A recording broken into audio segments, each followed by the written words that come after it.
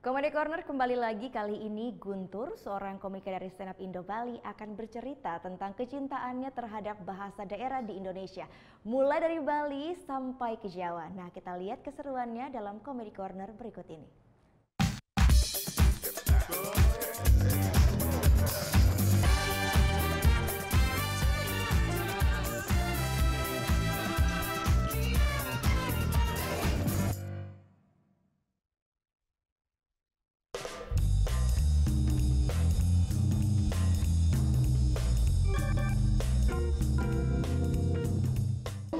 Sudah di Bali dan saya tuh nggak tahu kenapa ya, banyak anak-anak muda di Bali yang sosok keren itu yang ngomong sosok di bahasa Inggrisan, Inggrisin, sosok di Jakarta itu Inggrisan apa sih?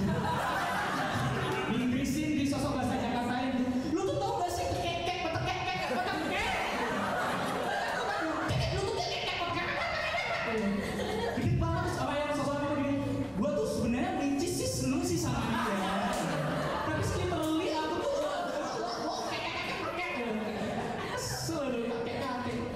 gunakanlah bahasa Indonesia yang baik dan benar gitu ya. Tepuk tangan dulu dong Indonesia. Saya senang banget bahasanya logatnya tuh orang Bali. Gimana ya, manja-manja gimana gitu. Ih, kamu itu udah dikasih tahu loh, jangan gitu dan bola saya mas banget. Apalagi orang Surabaya.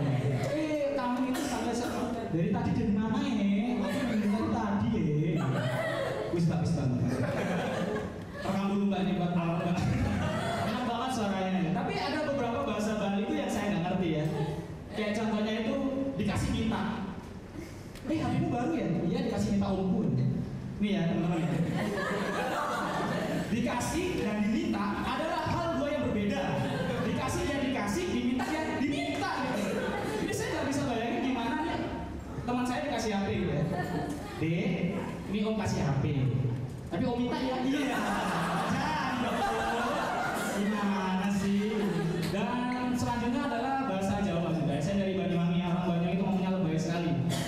Kalau ngomong apalagi kampung Using, suku Using itu kalau ngomong akhiran i ditambahin a sebelumnya.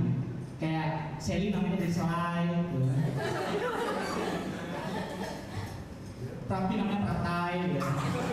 Gak enak, tante saya namanya Supiati. Dipanggil Supiati, jadi kayak Tai,